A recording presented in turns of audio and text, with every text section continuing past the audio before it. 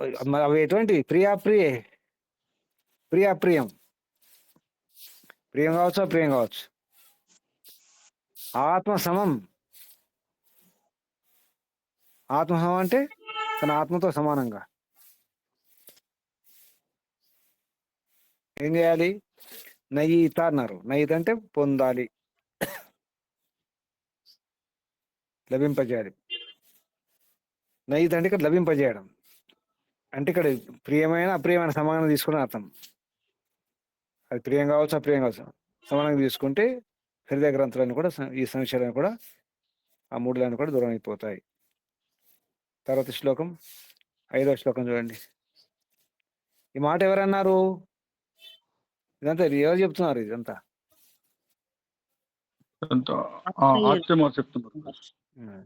ఇక్కడ ఏతత్ కార్యం అమరః, ఏతత్ కార్యం అమరాహ. అమరా అని ఎవరిని అంటున్నారు? ఏతత్ కార్యం అమర ఎవరు? ఈ కార్యం అమరః అంటే అది స్వాధ్యుల్ని సంబోధిస్తుంటున్నారు. అది ఇక్కడ అమరులారా అని అర్థం. ఓ అమరులారా. ఎందుకు అమరులారా అన్నారు ఆత్రేయ మహర్షి? వాళ్ళు సాధన చేస్తూ కొన్ని సిద్ధులు పొందినారు. సిద్ధులు అంటే ఇంగ్లీష్లో చెప్పండి ఒక మాట. ఇంగ్లీష్లో వర్డ్ చెప్పండి సిద్ధులకు. ఇంగ్లీష్లో సిద్ధులకు వర్డ్ చెప్పండి. చాలాసార్లు చెప్పినా నేను. సిద్ధులు ఏమంటారు ఇంగ్లీష్లో? పర్ఫెక్షన్స్. పర్ఫెక్ట్ గా ఉండడం, దాంతో పర్ఫెక్షన్ రావడమే సిద్ధి. రాసుకోండి, పర్ఫెక్షన్ సిద్ధి. కొంత పర్ఫెక్ట్ అయ్యారన్నమాట యోగాభ్యాసంలో. అంటే అమర మార్గం, ఈ యోగ మార్గంలో, మోక్ష మార్గంలో కొద్దిగా సిద్ధులు పొందినారు కాబట్టి అమర అన్నారు. అందుకే తర్వాత శ్లోకం, 5వ శ్లోకం చూడండి. ఆకృష్యమాణ,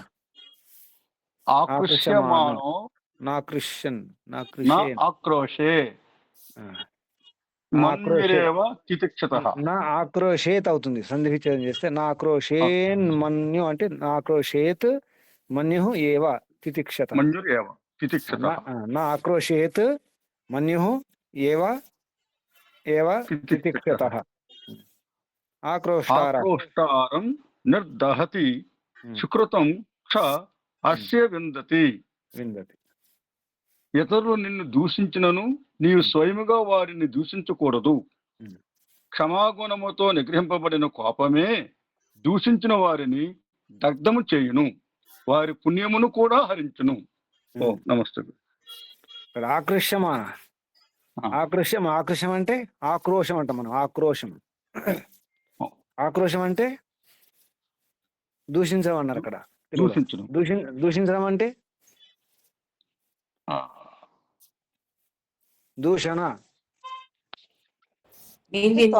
మాట్లాడడం, నిందించి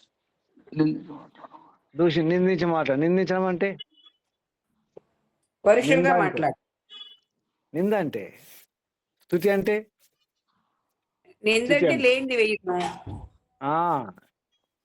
నింద అంటే ఏంటి? మంచిని చెడు అనడం, చెడు మంచి అనడం, అది నింద. స్తుతి అంటే ఉన్నట్టు చెప్పడం, ఎలా ఉంటారో చెప్పడం స్తుతి అవుతుంది. స్తుతి అంటే మరి ఎక్కువ వర్ణించి చెప్పడం కాదు. ఇక్కడ దూషణ నింద అన్నారు. నింద అంటే ఏంటి? మళ్ళీ అంటే ఉన్నది లేని చెప్పడం. కానీ అక్కడ దూషణ అంటే ఇక్కడ ఏమన్నారంటే ఆకృష్యం అన్నారు. ఆక్రోశం. క్రోశం అంటే ఆక్రోశం అంటే ఆసమంతాత్ క్రోశం కదా. క్రోశం అంటే ఇంగ్లీష్లో కర్స్. తెలుసా? కర్స్ అంటే ఏంటి? కర్స్ అంటే ఏంటి ఇంగ్లీష్లో? కర్స్ అంటే ఏంటి? కలపడం, శపించడం. కర్స్ శపించడం. ఆక్రోశం అంటే కసినే. ఇంగ్లీష్లో కర్స్ అంటే ఏంటి? శపించడం అన్నమాట. ఆక్రోశం శపించడం కూడా అవుతుంది. అయితే ఇక్కడ దూషించడం అంటే శపించడం అర్థం కూడా తీసుకోవచ్చు. అంటే మంచి చేయడం అంటే మంచి కూడా అంటారు, మరి తిడతారు కూడా. కొద్దిగా మెచ్చుకుంటారు, తిడతారు, రెండు ఉంటాయి ఆక్రోశంలో. ఆకృష్యమాన అంటే ఎవరైనా మిమ్మల్ని మంచిగానే చెడుగానే అంటుంటారు. అంటే మంచి చెడు, చెడు మంచి అనమాట. దీని అర్థం మంచి చెడు అంటారు, అంటాం కదా. ఇంగ్లీష్లో భలా బురా అంటారు. భలా అంటే మేలు, బురా అంటే చెడు అనమాట. మంచిగాను చెడుగాను ఏదో ఒకటి అంటారు. బయట ప్రపంచం మంచిగానో చెడుగానో ఏదో అంటుంటారు కదా. చెప్పించవచ్చు, స్థుతించవచ్చు, నిందించవచ్చు, దూషించవచ్చు, ఏమైనా జరగవచ్చు. అయితే ఇటువంటి జరిగినప్పుడు మనం ఆ రకం ఉండకూడదు. కొందరు బూతులు మాట్లాడుతున్నారు, తిడుతున్నారు అనుకోండి, మనం కూడా ఆ పని చేయాలేంటి?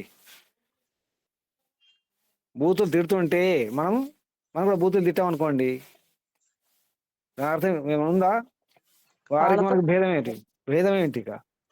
దాని అర్థం ఏంటి? మనం కూడా బూతులు నేర్చుకోవాల్సి వస్తుంది అనమాట. అంటే మన లోపల కూడా బూతులు ఉన్నాయన్నమాట. దదతు గాలివంతులు అంటే తెలుసా? ధనవంతులు, విద్యావంతులు, గాలివంతులు. సంస్కృతంలో గాలివంతులు అంటే, గాలి అంటే ఏంటి? తిట్లు గలవారు తిడుతూనే ఉంటారు కదా. ధనం ఉన్నవారు ధనం ఇస్తారు, విద్య ఉన్నవారు విద్యని ఇస్తారు, తిట్లున్నవారు తిట్లని ఇస్తారు. గాలివంతులు వాళ్ళ పేరు. దదతు గాలివంతో, ఇవ్వండి ఓ గాలివంతులారా గాలిని ఇవ్వండి, తిట్టండి అని ఆ శ్లోకం యొక్క అర్థం. మనం కూడా తిడుతున్నామంటే అర్థం ఏంటి? మనం కూడా గాలివంతులమే, ఆ పని చేయకుండా అంటున్నారు. ఎవరంటున్నారు? ఆక్రోశం ఉంటే ఆక్రోశమానం అంటే చెడు మంచి ఏదో దూషిస్తుంటే, తిడుతుంటే మనం కూడా ఆ రకం తిట్టకండి అంటున్నారు. ఇది ఆత్రేయ మహర్షి ఈ సిద్ధులకు అంటే యోగాభ్యాసంలో కొంత సిద్ధి పొందిన వారికి ఉపదేశం ఇస్తారు అనమాట. ఏతత్ కార్యం అమర, వాళ్ళు అక్కడ అమర చాలా స్పష్టంగా చెప్పిన, అమరులు అని చెప్పేసి. అంటే అర్థం ఏంటి? కొంత ప్రయత్నం చేసినారు అనమాట. అటువంటి అప్పుడు ఆకృష్యమాన నా ఆక్రోషేత్, నా ఆక్రోషేత్, అలా అనకండి, దూషించకండి. మన్యు అంటే మన్యురసి మన్యుమైదిహి, ఆ మన్యు కాదు ఇక్కడ. సహనంతో కూడుకున్న క్రోధం ఉండాలి, ఓపికతో కూడుకున్న క్రోధం, దాన్ని మన్యు అంటారు. అంటే హితం చేసే కోపం అన్నమాట. మరి క్రోధం అంటే నిజానికి పగ, అందులో కీడు హాని చేసే భావన ఉంటుంది. క్రోధంలో పగ ఉంటుంది, కానీ మన్యులో పగ ఉండదు, సహనం ఉంటుంది. సహనంతో కూడా మళ్ళీ క్రోధం అనిపిస్తాం, కొంత మనం ఘాటుగా చెప్పడం జరుగుతుంది, గంభీరంగా ఉండాల్సి వస్తుంది, దాన్ని మన్యు అంటారు. అంటే మార్పు రావడానికి చేసే ఒక రకమైనటువంటి ఏమిటి దాన్ని ఏమంటారు? ప్రయత్నం. అంటే తల్లి ప్రేమ అన్నమాట. మందలించడం, భయపెట్టడం, ఇవన్నీ ఉంటాయి. మన్యు ఏవా తితిక్షత అంటే తితిక్ష అంటే ఏంటి? తితిక్ష అన్ని పదాలు మనం వింటున్నా. తితిక్ష మరొక పేరు చెప్పండి. ఈ పదం అందరికి తెలుసు. తితిక్షకు మరో పదము, పర్యాపదం అందరికి తెలుసు, చెప్పండి. ద్వంద్వ సహనం, తపస్సు ఉంటాను. తపస్సే. తితిక్ష అంటే తపస్సే, సహించడమే. శీతోష్ణాలను, జయపజయాలను, మాన అవమానాలను సహించడమే. సహించాలి. ఎవరిని సహించాలి? ఆక్రోష్టారం, ఎవరైతే ఆక్రోశం వ్యక్తం చేస్తున్న వారిని సహించాలి.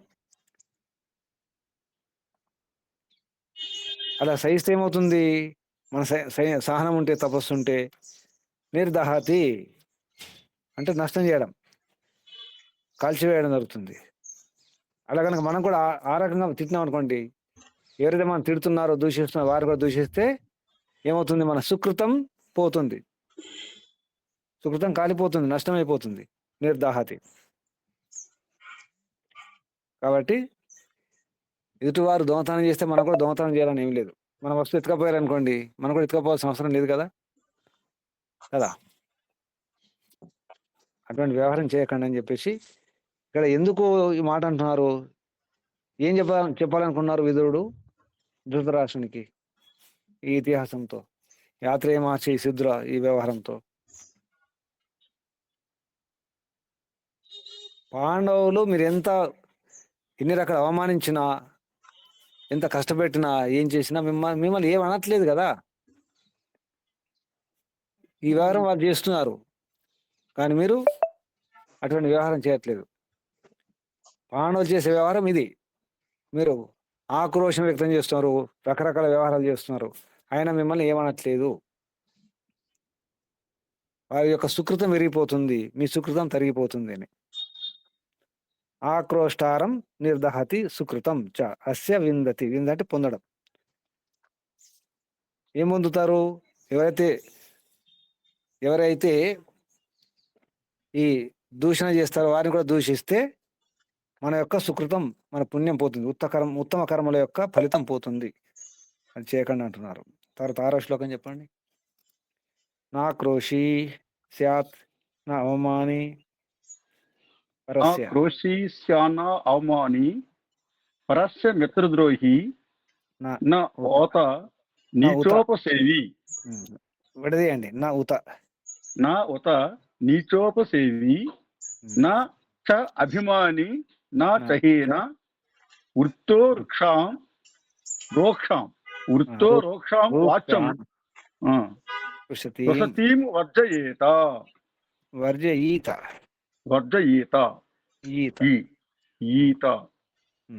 ఇతరులను నిందించరాదు, అవమానించరాదు, మిత్రులకు ద్రోహం చేయకూడదు, నీచుల వద్ద సేవ చేయకూడదు, సదాచారమును వదిలి గర్విష్టి కాకూడదు, కోపతాపములతో కూడిన మాటలను వదిలిపెట్టవలెను. ఓం నమస్తే. బాగుందా నీతి? ఏమేం చేయాలి? స్పష్టంగా ఉంది కదా? నిందించరాదు, అవమానించరాదు. ఆక్రోశం చేయకండి అంటే ఎవరిని శపించకండి, దూషించకండి, నిందించకండి. తర్వాత ఇంకా అవమానించరాదు. నా స్యాత్ నా అవమాని నా ఆక్రోషి స్యాత్. ఆక్రోషి కాకండి. నా అవమానించేవాడు అవమాని. అవమానించేవాని పేరేంటి? అవమాని. అవమానించేవాడు వాడి పేరేంటి? అవమాని. సన్మాని అంటే సన్మానం పొందినవాడు అనమాట. సన్మానం చేసేవాడు సన్మాని. సన్మానం చేసేవాడు సన్మాని. అవమానం చేసేవాడు అవమాని. ఎవరైనా తిట్టవచ్చు ఎవరన్నా అవమాని అని చెప్పేసి, తెలియకుండా. వారికి తెలియదు అవమాని అంటే తిట్టు తెలియదు కదా. పరస్య మిత్రద్రోహి. ఇక్కడ అవమాని పరస్య, ఇతరుల యొక్క అవమానం చేయకూడదు, మిత్రద్రోహి కాకూడదు. ఎందుకు కాకూడదు మిత్రద్రోహి? మిత్రుడు ద్రోహం చేస్తే ఏమవుతుంది? అసలు మిత్రుడు ద్రోహం చేసుకుంటారా? మిత్రుడు అంటే ద్రోహం చేయకుండా ఉంటే మిత్రుడు కదా. మిత్రద్రోహి అంటే ఇంత మహాపాపం అది. అసలు మిత్రుడు ద్రోహం చేసుకోరు. ద్రోహం చేసినారంటే మహాపాపి అనమాట. చేయకండి. ఉత అంటే మరియు. మిత్రద్రోహి నా ఉత. నీచ ఉపసేవి. నీచులను ఉపసేవ చేయకూడదు. నీచుల దగ్గర ఉండి వారి సేవ చేయకూడదు. వారి జీతం ఇచ్చినా పర్వాలేదు, జీతం ఇచ్చినా కానీ వారి సేవ చేయకూడదు. నా నీచ ఉపసేవి. నచ అభిమాని కాకుండా ఉండాలి. అంటే అహంకారం, గర్వి కాకుండా ఉండాలి. నచ హీనవృత్త. హీనవృత్త అంటే చెడ్డ వ్యవహారం, నీచ వ్యవహారం చేయకూడదు. రూక్షాం అంటే కఠోరంగా. వాచం కఠోర వాచం. వృక్ష అంటే ఎటువంటి అంటే ఇక్కడ వృక్షం అంటే దానికి ఎండిపోయిన అర్థం వస్తుంది, కానీ ఇక్కడ కఠోరంగా, పరుషంగా, కర్కశంగా మాట్లాడకూడదు. ఋషతీం అది ఏం చేస్తుంది? కోపాన్ని ఉత్పన్నం. ఋష అంటే కోపం, కోపే, కోపాన్ని ఉత్పన్నం చేస్తుంది. దాన్ని విడిచిపెట్టండి. వర్జయిత విడిచిపెట్టండి. ఇటువంటివన్నీ కూడా ఏమేమి విడిచిపెట్టాలి? ఆక్రోశం విడిచిపెట్టాలి.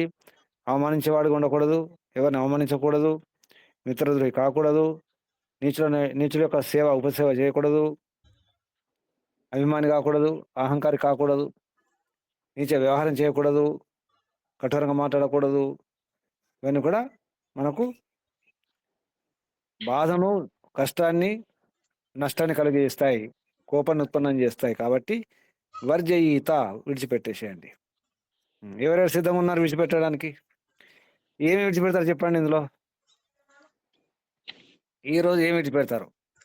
తిడితే తిడతాను, కొడితే కొడతాను, ఇంటికా జవాబు, పత్తర్సే ఫూల్కా జవాబు ఏమంటారు ఇందులో? విపినారాయణ గారు, ఇంటికా జవాబు పత్తర్సే. నువ్వు ఇటుకతో కొడితే నేను రాళ్ళతో కొడతాను, అంతేనా? విపినారాయణ గారు ఉన్నారా? ఉన్నా గురూజీ. ईंट का जवाब पत्थर से అవును. అదేనా? ఆ? కాదు. కాదు. ईंट का जवाब మనం ఏం చేయాలి? फूल से. ईंट का जवाब फूल से. మీరు రాళ్ళతో కొడితే, ఇటుకలతో కొడితే మేము పూలతో కొడతాం. ఆ, ఏం చేయాలి? కానీ అంతటా సూత్రం పనికిరాదు. అవును. అంతటా మీరు రాళ్ళతో కొట్టండి, ఇటుకతో కొట్టండి, మేము పూలతో కొడతాం అంటే కుదరదు. యుద్ధంలో అది ఉండదు.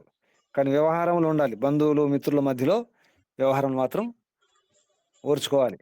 తితిక్ష ఉండాలి, సహనం ఉండాలి, తపస్సు ఉండాలి. ఎవరెవరు ఏమేమి తీసుకుంటారో చెప్పండి. ఇందులో ఆక్రోషం చేస్తారా? తిడతాను, కొడతాను అంటారా? ఏమంటారు? ఇందులో పేర్కొన్నవి ఈ శ్లోకంలో ఇంచుమించు అన్ని ఆచరించవలసిన గురించి. మీరు మీరేం తీసుకుంటారో చెప్పండి. ఎవరెవరు ఎన్ని తీసుకుంటారు? ఆక్రోష అవుతారా? అవమాని అవుతారా? మిత్రద్రోహి అవుతారా? నీచోపసేవి అవుతారా? అభిమాని అవుతారా? హీనవృత్తి అవుతారా? వృక్ష వాచం ఏమవుతారు? ఇందులో ఏమి విడిచిపెడతారు?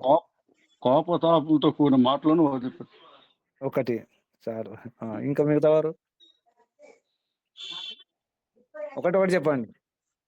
కనీసం ఒకటి రెండు అని చెప్పండి. అంటే గురించి నేను ఒకటి చెప్పాను కదండి, మిగతా ఆచరిస్తాను కాదు గురించి. అది ముఖ్యంగా అది ముఖ్యం. ఆ. అది ముఖ్యం. తర్వాత చెప్పండి. ఒకటి చెప్పేసేయండి, తొందర చెప్పేసేయండి. నేను ఆక్రోశాన్ని ఉమ్. వదులుకుంటాను. అది ఆక్రోషం లేకుండా ఉండడానికి ప్రయత్నం చేస్తాను. అంటే ఆక్రోషం ఉందా మీకు? ఆక్రోషం అంటే అది అంటే కాకతాళీయంగా వస్తుంటే అది కావాలని కాదండి. అది సందర్భం బట్టి, పరిస్థితిని బట్టి ఒక్కోసారి అంటే సరే వదిలిపెట్టండి. శుభం. ఇంకా మిగతా వారు? గోవింద గారు మీరేం వదిలిపెడతారు? గోవింద, ఆక్రోషం, అవమానం, ఎవరిని అవమానిస్తారా? మిత్రద్రోహం, నీచోపసేవ, అభిమాని, హీనవృత్త, కఠోరంగా మాట్లాడడం. నిర్మలమ్మ గారు ఏం వదిలిపెడుతున్నారు ఈరోజు? పౌర్ణమి పొద్దున అయిపోయింది, నిన్న సాయంత్రం. ఈరోజు పొద్దున ఉంది. పొద్దున బ్రహ్మముహూర్తంలో పౌర్ణమి ఉంది. మంచి రోజు, వదిలిపెట్టండి ఏమైనా. ఓం నమస్తే స్వామి. మునిశేఖర్ గారు ఏం వదిలిపెడుతున్నారు? నమస్తే గురూజీ. స్వామి నమస్తే స్వామి. చెప్పండి అమ్మా. ఏం చెప్పమంటారు? ఏదో ఒకటి చెప్పండి. ఏదో ఒకటో రెండో మూడో చెప్పండి. ఏమి నేను పౌర్ణానికి ఏం చెయ్యట్లేదు. ఏదో ఒకటి వదిలిపెట్టండి మరి, ఏం చేయకపోతే. నిన్న పౌర్ణమి మంత్రాలతో యజ్ఞం చేసుకున్నా. రూక్ష వాచం, వాచం, కఠోరంగా మాట్లాడడం, వర్షంగా మాట్లాడుకోవడం ప్రయత్నం చేస్తున్నారు గురూజీ. అయినా కానీ ఈ స్వభావం కొంచెం పోవట్లేదు. మీరు అమ్మా మీరు గమనించారు, గుర్తించారంటే మీరు పోయినట్టు ఉండదు. కాదు, మీరు గమనిస్తున్నారు. ఎవరో నేను కాస్త తప్పు చేశారనగానే గొంతు పెద్దదైపోయింది. వాళ్ళకి నేను ఎందుకు పోట్లాడుతున్నట్టుంటది. అందులో మాటలేమి చెడు శబ్దాలు ఉండకపోయినా శబ్దమే గట్టిగా ఉంటది కదా, కఠినంగా. అందుకని వాళ్ళు ఏదో పోట్లాడుతున్నాను అనుకుంటారు. సరే, ఈ రోజు నిర్మలమ్మ గారు రూక్షాం వాచం వర్జయతి విడిచిపెడతారు. ఓం నమస్తే స్వామి. విడిచిపెడదామని ప్రయత్నం చేస్తున్నా. శుభం. స్వామి నమస్తే స్వామి. సామ్రాజమ్మ గారు. స్వామి నమస్తే స్వామి. సామ్రాజమ్మ గారు ఏం వదిలిపెడతారు? అన్ని వదిలిపెట్టేశారు అమ్మగారు. హృదయం తథాసూన్ రోక్షావాక్ష నిర్దహంతిహ పుంసాం తస్మాద్ వాచముషసతి ఉగ్రరూపం ధర్మరామో. వాచం ఉషతీం ఉగ్రరూపం రూపం ధర్మారామో నిత్యసో వర్జయీత. తీక్షణమైన వాగ్బాణములు పురుషుని మర్మస్థానములను, ఎముకలను, మనస్సును, ప్రాణములను దహించును. కాబట్టి ధర్మానురక్తుడైన వాడు దహించివేయు పరుషవాక్కును శాశ్వతముగా వదిలిపెట్టవలను. పూర్తిగా నిత్యశో వర్జయీత. ధర్మారామ ఎవరు ఉన్నారు ఇక్కడ? ధర్మారాములు ఎవరు ఉన్నారు? ఎవరైనా ధర్మారాములు? రాములుగా ధర్మ ఆరామ, ఆరాం ధర్మ ఆరామ, ధర్మారాం. ధర్మారం ఊర్లు ఉంటాయి, ధర్మారం పేర్లు కూడా ఉంటాయి, ధర్మారం అని. ధర్మ ఆరామ ధర్మారాం. ఉన్నారు ఎవరైనా ధర్మారామాలు? అంటే ధర్మంలో రమించేవారు, అంటే ధర్మాత్మ అని అర్థం. ఈ పదం రాసుకోండి, మంచి పేరు. ధర్మారామ అంటే ధర్మాత్మ, నిత్య ప్రతి అనమాట. విడిచిపెట్టేసేయండి. తర్వాత అన్ని విధాలుగా పూర్తిగా అన్ని రకాలుగా ఈ కఠోర వ్యవహారం, ముఖ్యంగా మాటలు, మన మాటల్లో వస్తాయి, అప్పుడప్పుడు రావాలి కూడా. దుష్టుల వ్యవహారం చేసినప్పుడు దుష్టుల పట్ల ఇది అవసరమే, అదొక బాణం కదా, ఆయుధం కదా. కఠోరంగా మాట్లాడడం కూడా ఒక బాణం, ఒక ఆయుధమే. కానీ ఎప్పుడు ఎవరి పట్ల? ధర్మాత్ముల పట్ల కాదు, అధర్మాత్ముల పట్ల ఉండాల్సింది. కఠోరంగా మాట్లాడడం, భయపెట్టడం అవసరమే. కఠోరం కూడా ఒక అస్త్రమే, ఒక శస్త్రమే. కానీ ఇక్కడ కాదు. అది ఎలా మర్మాన్ని, అస్థిని, మర్మస్థానంలోను, ఎముకలను, హృదయాన్ని, మనసును, అన్నింటిని కూడా, తర్వాత అసువును, ప్రాణాలను కూడా భయంకరమైన రూక్ష వాచ, ఈ కఠోరమైనటువంటి మాటలు నిర్దహంతి అంటే నిశ్చయంగా దయించేస్తాయి. నిశ్చయంగా దయించేస్తాయి ఈ లోకంలో. కాబట్టి ఏం చేయాలి? తస్మాత్ ఏం చేయాలి? వాచం ఉషతిం, ఈ దహించే మాటలను, వాణిని, ఉగ్రరూపం అనేటువంటి ఈ కఠోరమైనటువంటి ఈ మాటలను, వాణిని ధర్మారాములు ఏం చేయాలి? నిత్య ప్రతి సదా ఎప్పుడు కూడా ఉంచుకోకూడదు, విడిచిపెట్టేసేయాలి, ఉంచవద్దు, అవసరం లేదు, చాలా హాని చేస్తాయి. కానీ దాన్ని మళ్ళీ వాడాలి, బాగా గుర్తుంచుకోండి. దుష్టుల పట్ల వాడాలి, రాక్షసుల పట్ల వాడాల్సిందే. నేను వారి పట్ల కూడా ఇందాక చెప్పినట్టు ఇంటికా జవాబు పూలోన్స్ అంటే కుదరదు. మీరు రాళ్ళతో కొట్టండి, ఇటుకతో కొట్టండి, నేను పూలతో కొట్టంటే కుదరదు. అప్పుడు ఇక్కడ గమనించాలి. అహింస అంటే మనం దుష్టుల పట్ల చేసే వ్యవహారం, అది కూడా అహింస అవుతుంది. దుష్టులను, రాక్షసులను సంహరించడం కూడా అహింసయే. దాని ఏమన్నారు? వైదికి హింస నభవతి అన్నారు. అంటే వేదానుకూలంగా, వైదిక ధర్మం అనుకూలంగా హింస అనేది హింస కాదు. వైదికి హింస నభవతి. ఈ సూత్రం కూడా గుర్తుంచుకోవాలి. అంటే చట్టం ప్రకారంగా ఉరిదీస్తారు, దాని ఏమంటారు? హత్య అన్నారు కదా.